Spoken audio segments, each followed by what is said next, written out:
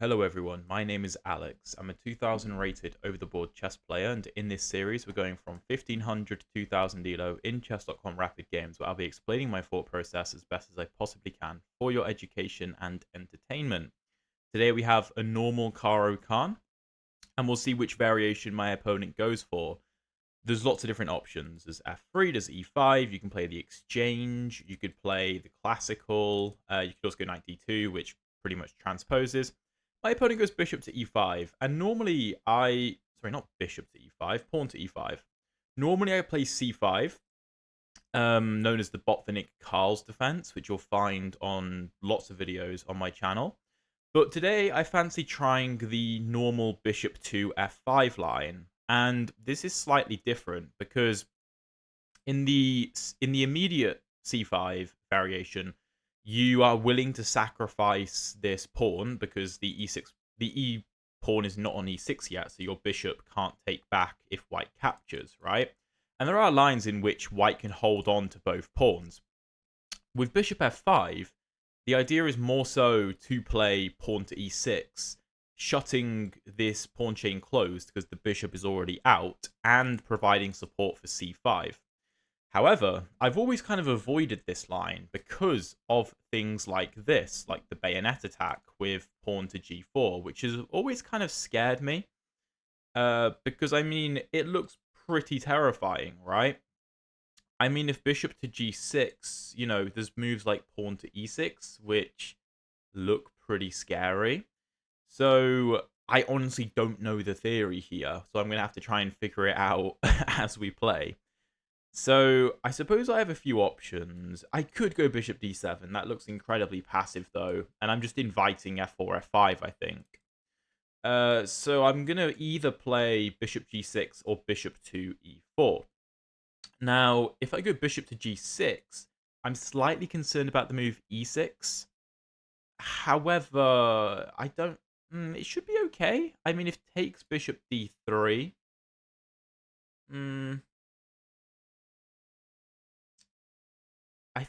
I think I think I can probably take, and I think that should be okay. I'm not sure, but I think it's okay. Alternatively, I could play the move bishop to e4, which seems to force the move f3, and then go bishop to g6. And then if pawn e6, does anything change? Well, this diagonal is maybe weak. I think that should be a good thing. So I'm going to go bishop e4 first.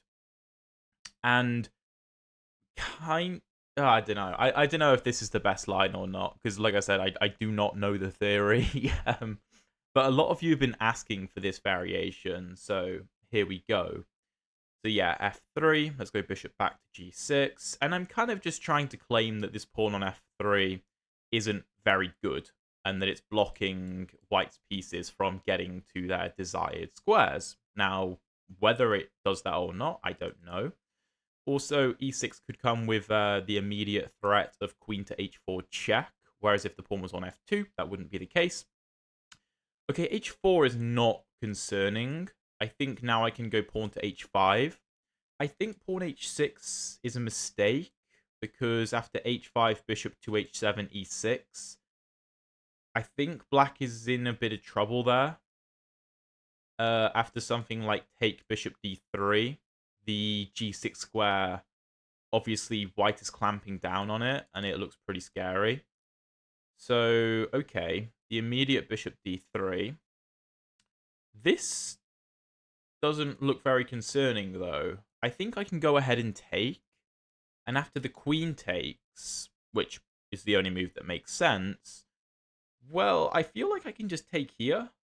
And after pawn takes e6, I mean, I'm threatening to pick up the h-pawn. So if h5, I mean, bishop e7, I threaten bishop to h4 check. That looks pretty good to me. Let's do that. Let's do that. So we've exchanged light-squared bishops, which in the long run should be good for us, because after we play e6, which we're going to play, maybe my opponent can go e6 now? I don't think so, but maybe. Once we play e6, which I think is the most logical move, we of course have all of our central pawns on light squares, right? White has a little bit more space with this pawn on e5, but we have a dark squared bishop. Well, we both have dark squared bishops because we traded off the light squared bishops.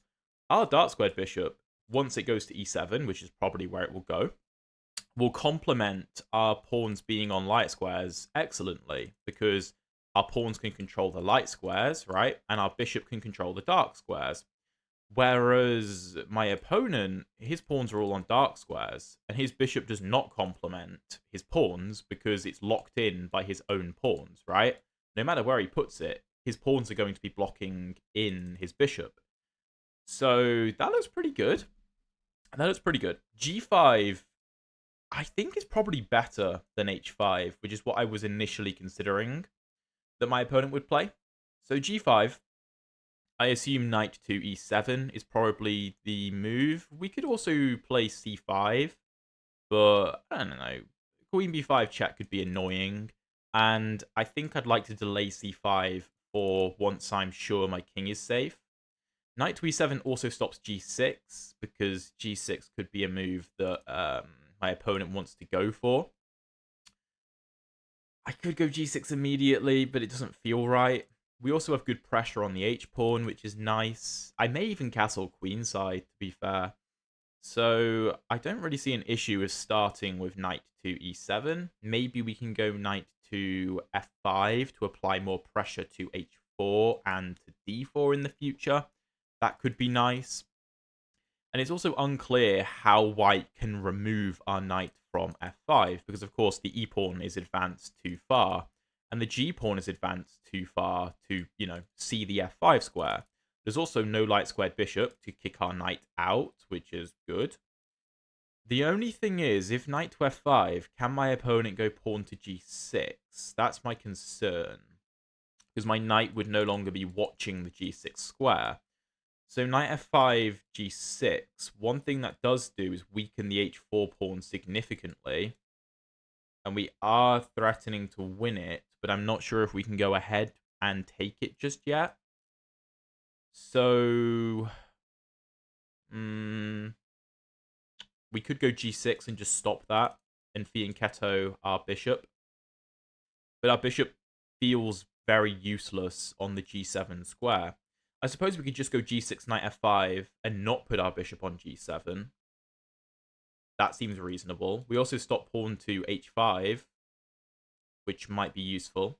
So I think I like g6.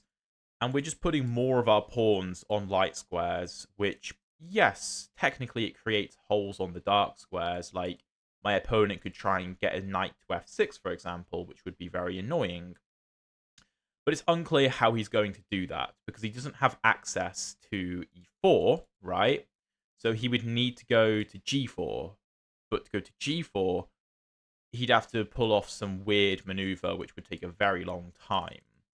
So knight c3 is odd, unless he's going to rotate the knight to e2 and like into f4 maybe, or maybe into g3 to challenge a knight on f5. That would make a bit of sense. I think I like knight to f5 though, applying more pressure to h4, applying some pressure to d4, which could be vulnerable. We could go ahead with c5. Now our bishop supports that square. Maybe. Again, I don't like these ideas. Okay, he does go knight to e2, as expected.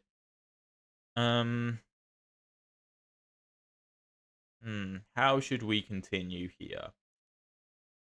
How should we continue? What should I do with my bishop and my knight? Also, maybe he wants to go knight to f4 to support pawn to h5. That might be one of the ideas. By the way, if you're enjoying the video so far, please drop a like and subscribe if you haven't already. I'd really appreciate it. Which is making me think we should strike in the center with c5, but I'm not sure. We could... Oh, no, we can't do this maneuver because the knight controls that square. We could in the future if we want, but I'm not really sure what we achieve, to be honest. Is h5 a big deal? if it does happen. That's a different question entirely. We could just go knight d7 and get our knight developed, but it's also not really doing anything. It's just kind of staring at nothing. So I'm thinking we should play c5. Now we have the opportunity. If queen b5, queen d7, that's fine. Yeah, I think c5 should probably be the move, because otherwise we're going to get overrun on the king side. And typically when one player, right, the white pieces, is attacking on a particular side of the board, the king side, they normally want to keep the center closed to stop the transfer of pieces. And because if the center is shut, his king is not a problem, right? It won't hinder his attacking prospects. So as the side on the defense, because we're of course defending our king side, we should probably want to open the center. Oh, no, we actually can't take that because of queen here. In fairness, I completely missed that. However, we could play queen to a5 check and then pick up the pawn, which looks pretty good, to be honest. Yeah, I actually quite like that. We could play knight to c6, preparing bishop takes c5. But, which is better? Well, knight c6 comes with good pressure on e5, which is heavily weakened by my opponent taking. Not going to lie, I was expecting c3 here. I thought that was the more logical move. I suppose my opponent probably just saw the fact that I can't take. I can technically go knight d7. And if queen b7, maybe that's a little risky. But I don't know if I want to risk that. I mean, like rook here, queen here. I'm not sure whether I have enough for the sacrificed pawn. I don't really want to find out. So I'm just not going to allow that. So the question is, should I go knight to c6? Well, if I go knight c6, then he can just go queen b5 anyway. Which is still annoying. So I'm going to go queen a5 check. This is a common tactical pattern to pick up a pawn on c5. This is very, very normal, very typical. Good one to have in your memory bank, I suppose. My opponent could go queen to c3, defending c5 and offering me a queen trade, which I would accept very happily. If queen c3, take, knight takes, bishop takes c5, we restore material equality. We definitely have a better pawn structure there. And he goes bishop d2. So let's go ahead and pick up the pawn. It's also very nice that he doesn't have bishop to e3 because we have a lot of control over that square. Our knight on f5 is a great piece. And maybe my opponent will castle queenside, which is what I'm expecting. Yeah, he does. Okay. So he's definitely going to try and execute h5. That is pretty clear. My king is not particularly safe. But we should be okay. We should be okay. Now, how should we continue? Knight d7 looks nice. Maybe we can rotate into c4. We're also just applying pressure to e5. We're also preparing rook to c8 to apply pressure to c2. We could go knight c6, which is arguably a slightly more active square. However, we're blocking the c file for our rook. So I think I prefer knight to d7. Bishop to g7 will also come with a threat on the e5 pawn, which I don't think white can afford to lose. We could castle queenside. That actually wouldn't be ridiculous. That would not be ridiculous. That's not a bad idea. I think I'll start with bishop to g7. Going after the e5 pawn, which, like I said, because my opponent took on c5, it massively undermines the safety of the e5 pawn, right? And that's very good for us. If my opponent plays a move like bishop to f4, I would argue this bishop is very passive. It literally can't see anything except for its own pawns and is purely a defensive piece, which isn't bad in itself. But it's, you know, it's not great. It's not a fantastic piece, and that is because white's central pawns are on the same color as the bishop, whereas our central pawns are on the opposite color to our bishop, which makes our bishop a very good piece, right?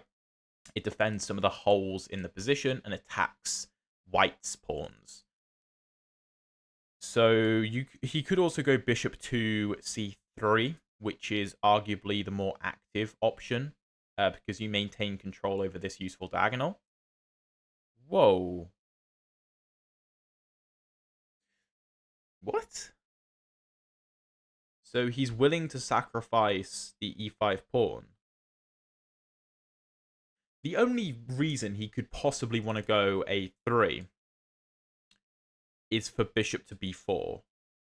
So maybe he's thinking, oh, if black castles, then bishop b4 picks up the exchange. Which is true, but I'm not going to castle, because that would be silly. Not just because h5 is on the way, but because bishop b4. But also, I'm just threatening the e5 pawn. So what happens if I just take? If knight takes, bishop takes. There's no check. If bishop to b4, I mean, queen to b6 looks pretty good. Just stopping queen to b5 and also stopping a knight from coming to d4. Although we're clamping down on it anyway. I don't actually see a problem. Your queen is also under attack. So you probably have to exchange knights. That seems forced. And then I just have an excellent bishop. And if you offer me a bishop trade, I will happily go for that. And then play the position up a pawn. Knight takes. I could even just queenside castle and be very safe. And again, I could even take h4, to be honest, because we will distract this knight from the defense. I don't see a problem with this. What am I missing? Bishop e4 is not a threat.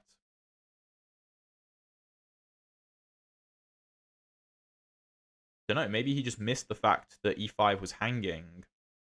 I mean, typically in these positions, e5 is very well secure, because normally you play a move like c3, I'll play a move like knight c6, eventually we will probably exchange on d4, and e5 will be very secure.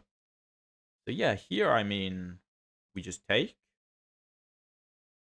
and we're up a pawn, and h4 is under attack. You could try and go like h5 and g6 and sacrifice a couple of pawns to weaken the position of my king, which might be a decent idea practically. No, that's just... surely that won't do. Surely that won't do. I, of course, need to maintain defense of b5 because I can't allow these types of checks. Queen c6 looks logical. Queen b6 looks logical. I think I prefer queen b6 because we also maintain control over d4, which seems to be useful. And this is also one of those positions in the Caro Kann where we just don't castle.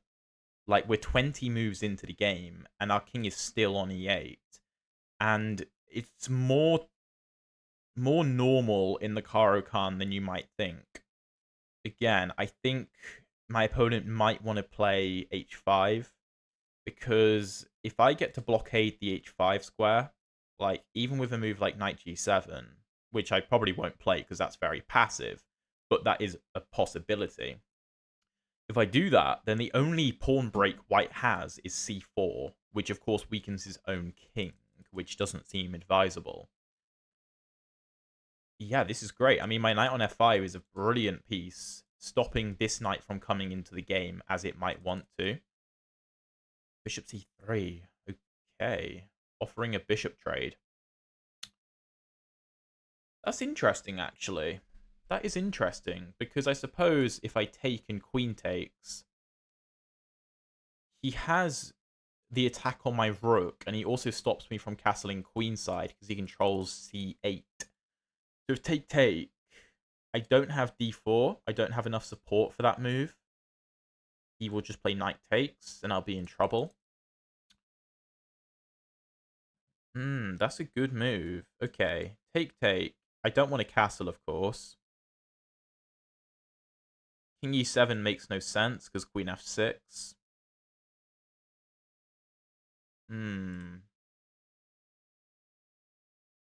Very nice idea. Very nice idea.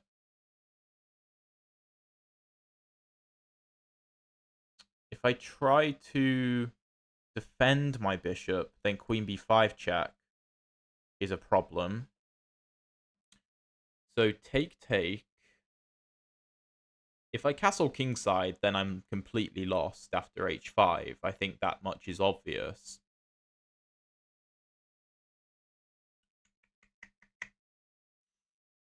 It's a very nice move. I don't think I have a choice but to take the bishop, though. Because my only way to defend my bishop is with my queen, but my queen needs to monitor b5, right? I mean, if queen b7, take, queen b5, check, I'm completely lost, I think. Yeah, that just looks completely lost. It's a fascinating idea. Well, I'm going to take, because I don't see another choice. Maybe I have to sacrifice this pawn, but I also don't think it really helps me all that much. Because if, like, knight takes... So let's say queen takes c3, right? I mean, knight takes c3 makes no sense. The knight isn't looking at anything useful. Yeah, so queen takes. Which, of course, attacks my rook. If I play a move like rook to h5, then I get hit with a move like knight to f4, which is not good. If I take, then I'm losing after something like take, and queen h8, winning everything in my position.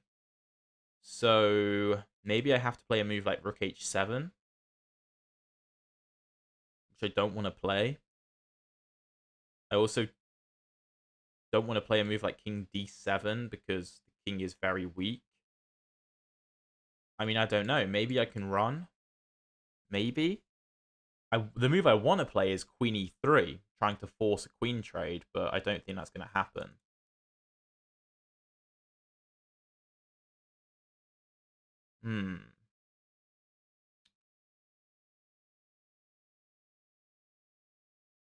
Yeah, I mean, if I go rook g8, then h5 is an issue, I think.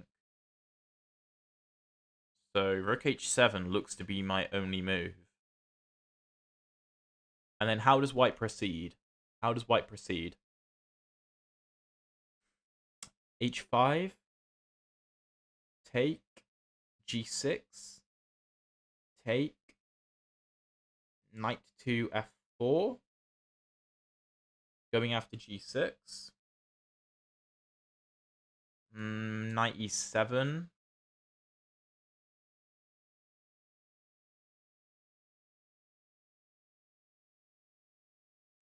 rook e1, going after e6, rook c8. Don't know. It doesn't look fun, that's for sure.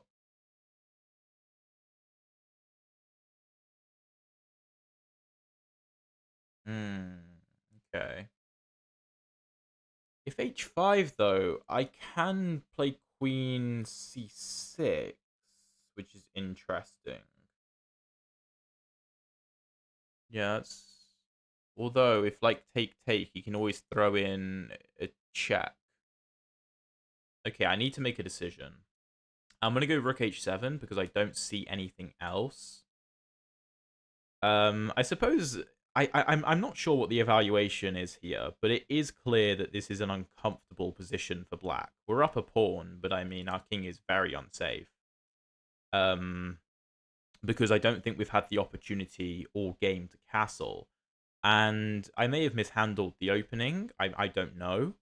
But this is one of the reasons that I've always veered away from the bishop f5 lines, because, you know, this sort of thing with the bayonet attack, I find so scary to deal with. I feel like we've navigated it relatively well. maybe taking on e5 was wrong. Maybe I should have just castled. I don't know. Okay, queen f6. Okay, he's still stopping me from castling. There is no threat to that move, though. There's no threat. So I could try to counterattack, maybe. Or I could play queen to d8, offering a queen trade. Queen e5, queen d6. Queen here, queen e7. Queen back to e5. A queen trade obviously makes my life very, very easy. I'm not sure where else the queen can go, so we might as well offer the trade. Might as well. Because, I mean, white can't go for the trade. Because then my lack of king safety becomes mostly irrelevant, because without the queen, you're not going to put any significant pressure on my king. Particularly with all the pawns around the king. The queen can maneuver around the pawns, but the rooks can't so much, and a knight obviously can't checkmate a king by itself. So I think queen... Oh, no, not queen d4. Not queen d4. Okay. Okay. Queen e5. We could offer another trade. Just checking there's no tactics with, like, any rook d5 ideas, but we can just take that. So let's offer another trade. Queen f6. Queen e7, queen e5. Maybe we can castle there. Maybe we can do that and castle. Okay, queen back to c3. Interesting. We could pick up the h4 pawn, which is scary. Rook h4, knight h4, rook h1. If we move the knight, then rook h8, and we're losing, so maybe not.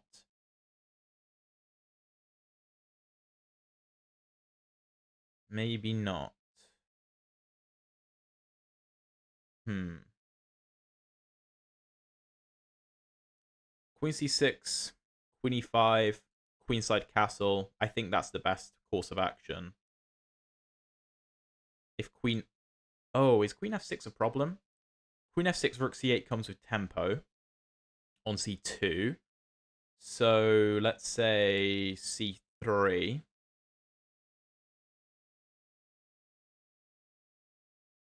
Then how do we proceed? Queen c4? Threatening the knight and the pawn on h4 is an interesting idea. I think we're okay. I mean, I know the queen on f6 is pretty terrifying, and we also have lost our access to e7 or d8 to offer the trade. And again, I would love to castle queenside, like a move like queen e5. I could, of course, go rook c8. I could also castle queenside. Not sure which is the best. I still feel like rook c8 is the way to go. Whoa, what? Queen b3? Well, that can't be the move. Well, now I just castle queenside and you have nothing. Yeah, this is perfect. There's no knight to d4 because I'll take that. We have a lot of pressure on h4. And now we're threatening to take h4 because after the exchanges and rook to h1, knight to f5, there's no rook to h8 with skewers because we've castled. And also, I might even just play this, although I do like the fact my rook is helping on the d file, just to avoid any tactics. So, okay, this is going very well. I'll be really interested to check the computer analysis of this afterwards, particularly the opening, because I do not know the theory. Move 4, I'm out of theory already. I'm just terrified of e6, basically. And once the bishops get exchanged, and g5 happens, I'm terrified of g6. These pawn moves from white and the Caro are very, very common and should be like kind of feared. Okay, knight d4. Well, I think we probably have to exchange. I would assume. Can we get away with queen c4? We have to be careful, because if like knight here takes, there's knight e7, although we do have king here. I think we should exchange, though. I don't really have the time to be calculating everything out. It does weaken f7 to exchange the knights, because our knight was blocking up the f-file, which was useful. But, you know, I'm not going to complain too much. We could even consider e5 here, which is a kind of aggressive move. However, rook c3 threatens this. The idea being that this opens up an attack, although I think king b8 is the easiest move. Just getting the king out of harm's way, getting off the c-file. This diagonal, I mean, it's not really a big deal. He can go queen to g3, and I will just go king to a8. And that's not a problem. h4 is still weak. It will be weak. My rook on h7 is actually a pretty good piece, monitoring h4 and f7, and it also can't really be attacked. So we're up a pawn in a major piece endgame. This is going to be a very common situation that a lot of you get into in your own games, like up a pawn in an endgame with queens and rooks on the board. And both of our kings are pretty safe, which makes this a more even battle, because if my king was still in the center, it would be a completely different game, because white would be able to potentially go after my king. Although again, because we are the only side with central pawns, it would be difficult for white to break open the center. I think our clear plan is to try and get the e-pawn rolling. That much seems obvious to me. Okay, yeah, makes sense.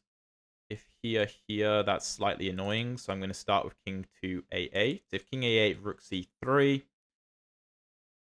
We could go queen b6 offering a queen trade, although it does ruin our pawn structure, so I'm not so sure. Queen d6 might be easier.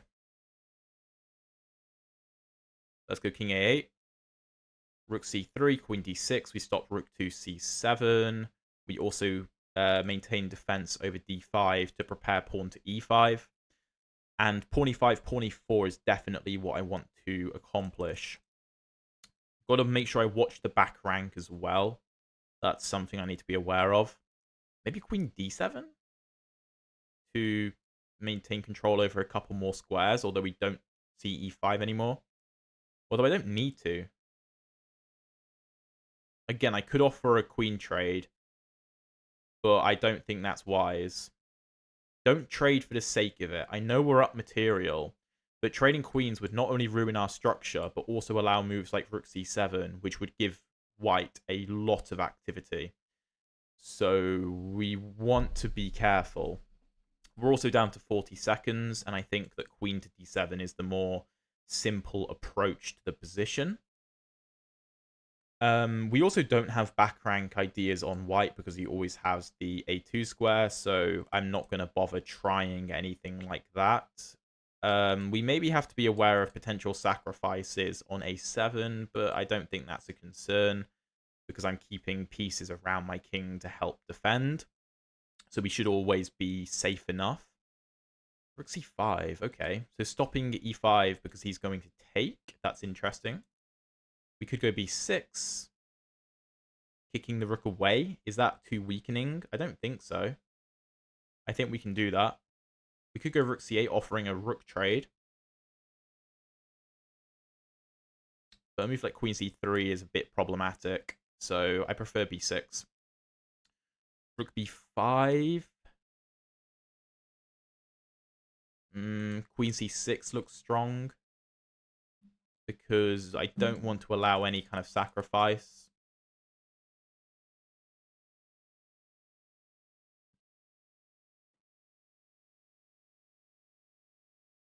Let's do that. There's also no rook c4, of course. Again, my opponent's doing a good job of making this a difficult conversion because he's stopping me from playing e5 because he has so much pressure on d5.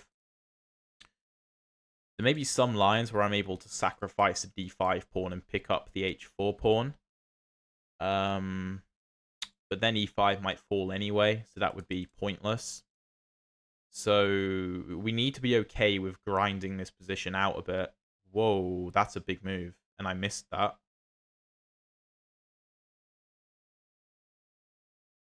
Ooh. Okay, well, of course I can't take because of this. Oh, that's a really nice find. Okay, rook c8 takes. That's not fun. I don't see another option, and we're low on time. c4 is a great find. I probably should not have missed that. Well played by my opponent. This rook is such a good piece, monitoring everything in the position. And my h7 rook just feels out of the game. If it was back on h8, I of course could have just taken, and I would have been okay. But no, this is complicated. I think as long as we don't get checkmated, we should still have an advantage because h7 is weak. Sorry, h4 is weak. I don't know, though, because, I mean, f7 is also weak, so what's the difference? This is tough. And my king is not particularly safe. Okay, if rook takes, what do we do? What do we do? We can't really force a queen trade either.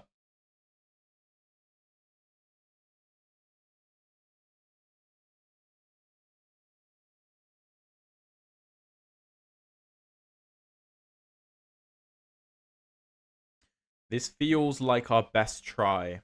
Pawn f5, trying to get our pawn away from being weak, open up the 7th rank for our rook, and if en passant, then queen f6 with pressure on h4, pressure on the rook.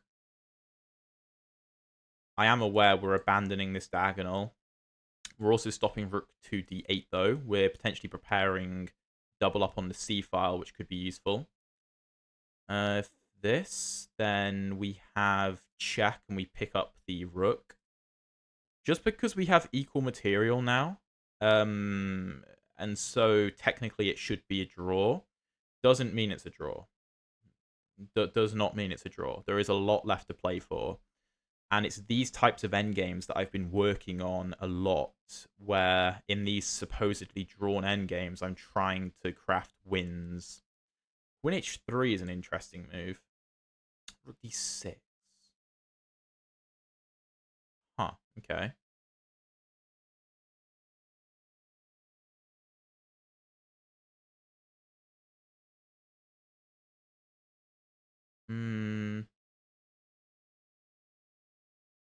Do this. Queen f5 check. No h4 for me, but I can live with that. I'm also trying to stop my opponent from getting on this diagonal. Okay.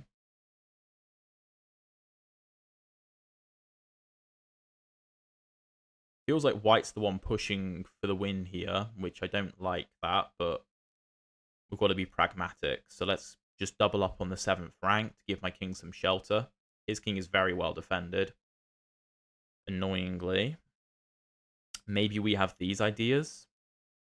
That's not a bad shout. That could force a queen trade. There is a lot left to play for. Again, this should probably be a drawn position, if not better for white. But there is still a lot to do for for both sides. For both sides, we've both got to be very careful. Like I could, if I get rook to c1 in, this could be unstoppable. I mean, you do have queen to d3, forcing a queen trade. Well, not forcing a queen trade, but offering a queen trade. Okay, now he forces a queen trade. Interesting. Well, I suppose we should oblige. Rook here. He's just kind of liquidating this to a drawn endgame, which isn't the worst idea ever. But again, we will keep pushing because somebody could still make a mistake. I don't want to play passive defense. Maybe rook c6 could have been played. Maybe. But I'd rather just go after the h-pawn. If rook to d4, take, rook h8, rook g4. No, he does this. Okay, well, let's take. I suppose he's going to try and get to the 7th rank. That would be smart. Yeah, he does. Yeah, that makes sense. Which is a bit uncomfortable for us because it's unclear how we're going to challenge him. King b8, rook here. That's not good. That's not good.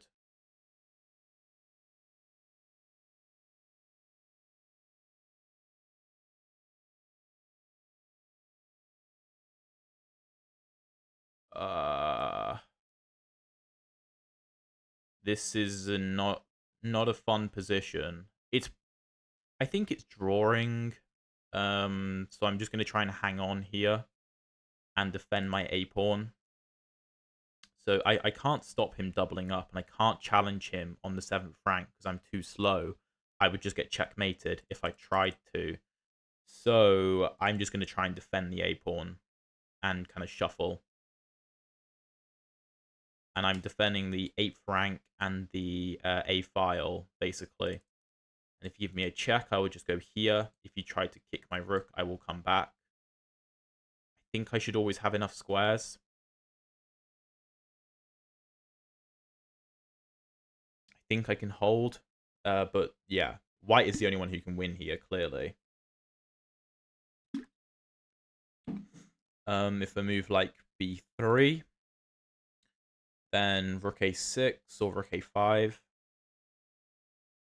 Basically, my idea is I have 3 squares that I can choose from.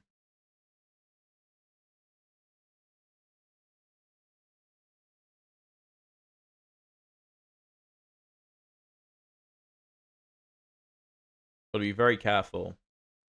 So I'm just going to shuffle and see what my opponent comes up with. The way for him to try and win this would be to kick my rook away from the a-file and then deliver mate with something like here, here, here, here, and here, which would be checkmate. So that should probably be his plan.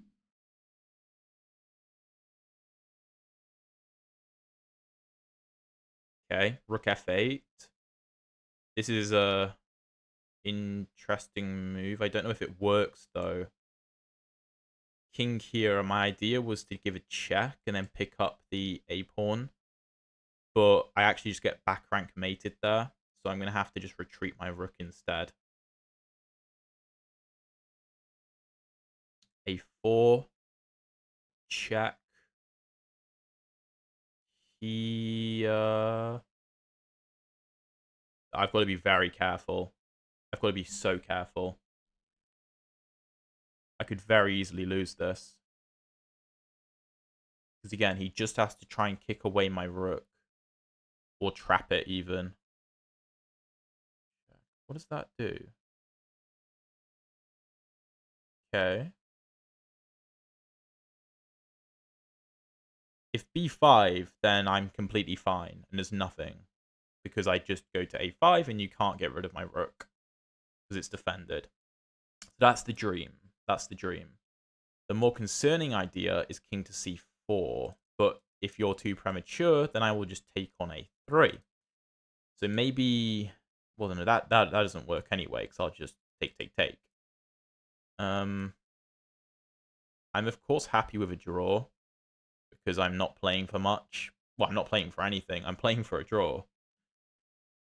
So I've got to be careful that I'm watching the back rank and the a7 pawn. My rooks are purely playing defense. Oh, wait. Maybe my rook is better on c8 to stop the king coming in. Yeah. Okay, well, no, now this is a draw. Now this is a draw. Now I just go rook a5, and you can't get rid of the rook. If a4, rook c8. I mean, my pieces are terrible, but I don't see a good way in. Maybe he wants to trade a pair of rooks. Maybe he wants to trade a pair of rooks. Maybe he can win that. I don't know. Check. Can I just give checks? Because the king has to keep an eye on a4. Obviously, every move must come with tempo, otherwise I get checkmated. I think I can just do this. I mean, if like king c4... Okay. And now I'll just retreat, stopping back rank mate and threatening rook a4, where I would be the one who is better, if anyone. And then I will come back with check. This is a very important lesson in trying to defend really bad endgames. It really is. Okay, now he tries to wander into the position. If check, then this becomes slightly concerning. So what I'm going to do is just retreat back to f8. And I'm threatening rook to a4, of course. I don't want to invite white into the position with no consequences, because my rook always has to return. Whoa, he ventures in. If I do this, then he defends. So what if I take? If take king here, I have a check. King here, I can always return. I could also give a check with this rook, actually. I don't think this works. Rook a4, now we're up a pawn. My opponent might be pushing too hard for the win, because I don't see how this works. This is what I'm saying with like trying, just trying your best in these really bad positions. Just keep trying and don't give up. Again, I mean, it's not a good position. I'm well aware. It's really not good. Even up a pawn, our king is so weak, and these rooks are incredibly powerful. Okay. Well, I suppose we should play rook c8 to stop the king coming to c6. Again, just because we're up a pawn doesn't mean we're trying to win. A move like a5, for example, would lose the game on the spot because of check rook b8 and, sorry, king b8 and mate on b7. So we also need to ensure that we don't overextend. Otherwise, we will be the ones losing. Even if we trade a pair of rooks, this is probably just a drawn endgame. But, you know, a draw is a good result at this point. We could maybe try and go to a1 and try and force some kind of rook trade. Okay. Don't think that really does anything. Of course, we're not going to give a check and pick up the pawn and blunder mate. That would not be good. I'm going to go rook to a1, trying to force a trade, which would be fantastic, because then a7 wouldn't be a problem. And my opponent's getting low on time. And we swindle a win. I mean, this is what I'm saying, guys. Like, in these endgames where it's either drawn or you are worse, like, just keep fighting. Just keep fighting. Obviously, I made it clear that I was happy with a draw, because I'm not going to overextend myself for no reason. I mean, in this position, I was happy just to give checks. Like, if my opponent came back, I would just give a check and come straight back. And if he wanted to repeat, I know I don't have a choice, right? I'm going to be pragmatic. But he overextended.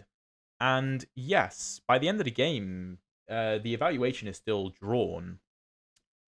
But I think now it's black pushing for the victory. But anyway, let's jump into the game review, see what the engine has to say. This was a very long game, but hopefully very instructive. Okay, so that was a super high accuracy game from both players. 90.1% for my opponent, 90.5 for myself. It seems like there were a couple of opportunities for us to really push the advantage, and an opportunity for white to push the advantage. So let's jump into it. An opening which I said, I'm not 100% familiar with the theory after bishop to f5, but I know a lot of my viewers play this, so I thought I'd give it a go. We have g4, which is the bayonet attack, which is obviously very, very aggressive. And I was essentially deciding between bishop g6 and bishop to e4. They're both very similar. My only concern was after bishop g6, I was expecting e6, which I was very scared of. Because this kind of position, I hate. I've played the white side of these positions when I was lower rated, and I scored very well in them. I mean, here the best move is queen d6, I think, just allowing this, and this is very odd. So I started with bishop to e4, which forces f3. You can go knight f3, but that's a bit silly. So f3, now we kick the bishop back, and now I don't think e6 is quite as good, just because the pieces can't get into the game quite as well. Normally you whack a knight on e5 in these kinds of lines for white. With the pawn on f3, you'd have to waste a move, and then I could come back if I wanted to anyway, although it's not as good. Knight f6 is better, and if knight to f3, then we win g4, and we control this square. So yeah, I did this instead. My opponent went h4, and h5 is the only move. Like I said, h6, I don't know the theory, but I know this is a terrible move, because h5, bishop h7, and e6 is a massive problem. If we take bishop d3, white forces the exchange, and you just can't stop this. So I think the idea is to do something like king d7, queen e8, e5, queen g6, king d7, d5, e6 first, and then I think it's queen e8. Let's say white plays a move like knight e2. No, it's knight oh, okay, yeah, no, knight e7 makes sense. But there's some lines where that happens, where king d7... We go h5 instead. I was expecting g5, and I was going to go e6, and then we are so much better here, which is probably why my opponent didn't play it. He instead went bishop d3, which is inaccurate. Knight to e2 is better. And if hg4, fg4, e6 were again very good, so knight f4 has to be played. Bishop f5, fg4, bishop here, rook h3, e6, and this is a very interesting position. So we exchange bishops. I go hg4 is a mistake, really. So e6 is better. And then if g5, of course, white loses all of his momentum. We play c5 at the correct moment, and we're doing very well. And if white plays a move like, let's say, knight e2. Oh, so we preemptively open this. And if bishop g5, we just go bishop here. And we're doing very, very well. I mean, if take, again, if g5, we're very happy. We can go g6, which... Or we could also go queen b4, c3, and then we can win b2. So you probably force a queen exchange. Something like take, knight e7. And this is just a very favorable endgame for black, because these pawns are all incredibly weak. So yeah, hg4 is not the best. And e6 can actually be played here, which I thought my opponent might do. Fortunately, he didn't. He played fg4. I went e6, which is inaccurate. Queen d7? Okay, we stop e6, and we attack this. So g5. Now e6. Okay, so here, this should have been played. And I was going to go bishop e7. I saw this line, and after take, I thought we were doing very well. Knight c3. c5. Whoa, c5? Really? And if check... Not queen d7. Knight e to c6? And okay, I'm sorry, but I'm just never playing this. That's not happening. What? And then we just trap the queen. Okay. G5 played by my opponent. I thought this was a good move. I was expecting H5, in which case I liked the look of bishop E7. But after knight to F3, C5, we're still doing well. G5 though, we go knight E7, which is a good move. Knight F3, G6, stopping the advancement of the pawn. Knight C3, knight F5. The position is very equal. Probably better for black, if anyone. Knight E2. I went C5, which is the best move. D takes. Queen A5. Okay, so the better move is knight D7. I thought that he could go B4 here. And after A5, C3, we were in a bit of trouble. Queen C7. Let's say bishop to F4. AB4, CB4. B6. And if takes, queen takes, A3, well, then we have this. Okay, this is very complicated. I thought it was easier just to do this. So bishop D2. As I said, a queen trade I thought would be very good for us, which it is. Because after the queens come off the board, our king's lack of safety is irrelevant, and white's pawns are very weak, right? So bishop D2. I take. Queenside castle, knight D7 is the best move. Awesome.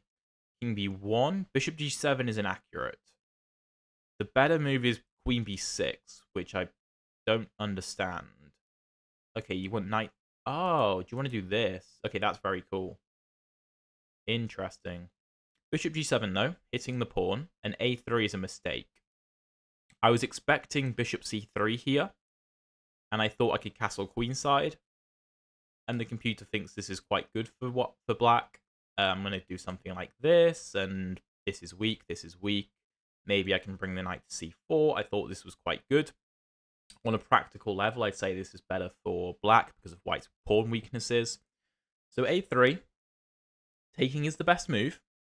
Take is forced. Bishop B4. Queen B6 is a miss. Oh, I could... How did I not see this move? I could just offer a queen trade. And if white declines, then I do this. Yeah, how did I miss this? Although, actually, no, it's still not clear. Oh, the bishop controls that square. Ah. And then bishop c3 is the only move for white. It was a great find from my opponent. Nothing else works. If he plays a move like rook h3, then I have time to castle, and then this is no good. Because, one, I can go d4 with the extra support. Two, I can take, and my rook is fine. Bishop c3 is a fantastic move, and I take, queen takes, rook h7. The computer does want to play king d7, which I also saw, but I mean, there's no way I'm ever playing that. Practically, this is much worse in my opinion. So rook h7. Here, I was expecting h5, which is the best move, and I thought he might try g6 and something like knight to f4, and this I thought was a very good way for white to create a lot of chaos on the board. It's technically better for black, but this is very uncomfortable. We're up 3 pawns, but our pawns are so weak, and our king is very weak. But queen f6, queen d8 is the best move. Queen e5 is the only response. Queen d6 is the best move. Of course, white can't trade queens. Queen c3, queen c6, queen b3. I did not understand this. I thought queen f6 made sense. And I was going to do this, and after c3, I thought queen c4 was very strong. The computer agrees. It quite likes this. My opponent went queen b3. We castle queenside. Knight d4. Here, taking is wrong. So I saw the fact that we could offer a queen trade. I thought this was scary because of this. However, we do just... Yeah, no, that's fine. Huh. So after this, if the queen moves... Well, then we win the knight. Yeah, that would have been way better, wouldn't it? I should have trusted my calculation. Issue was I had no time on the clock. So I took rook takes. Position is completely equal. Here, I should have gone e5 immediately. I was concerned about rook d3 and this, but I do just have d4, stopping this, opening up this attack. Let's say rook h2, e4. Yeah, this is really good. I should have gone for that. I went king b8, rook h3. Again, I should have played e5. I was concerned about queen g3 because it pins the pawn to the king, but I shouldn't have been. I'm fine here. Rook h to h8 is the best move. Don't know if I would have found that, but this is clearly a better way to play the position. I went king a8, and my opponent played rook c3. Queen d7, rook c5, b6, rook b5, queen c6. And he plays c4, which is a great find. Here, I played rook c8, not the best move. Better was f5, which I later played. And if take... Okay, I mean, I'm not finding that, to be honest. Take, take, take, take. I mean, if the queen takes, then it's obvious. If the rook takes, here... Oh, there's no check. Oh, no, there is a check. There's this. Like queen d3, and the game is a draw. Again, I'd probably prefer white, though, because my king is way weaker. But anyway, I went rook c8, c5, ed5, rook takes, f5. Okay, f6 is apparently better, but it accomplishes the same goal after takes. The reason that f5 is worse is because of this. Check here, rook h4. Rook h4, queen h4, rook g6. Well, why does it make a difference if my pawn is on f6 then? If the same line happens, queen c1. Ah, I get this. That's the key difference. Still, though, check looks terrifying, but I suppose my rook covers the 7th rank. But my opponent takes, queen takes, rook d6, and here the position is completely drawn, but it's very, very scary. Rook hc7 is the best, queen d5 check, forcing a queen trade, rook c4.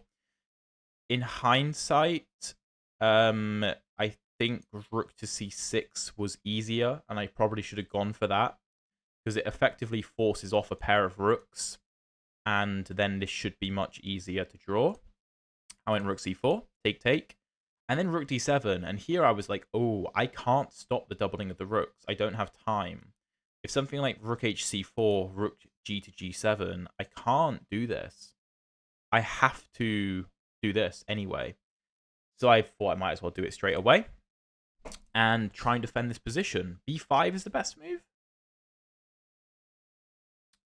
And if this, rook b8, and if take, take, then it's just drawn. Yeah, okay, that makes sense. I probably should have gone for that. I went king b8, though.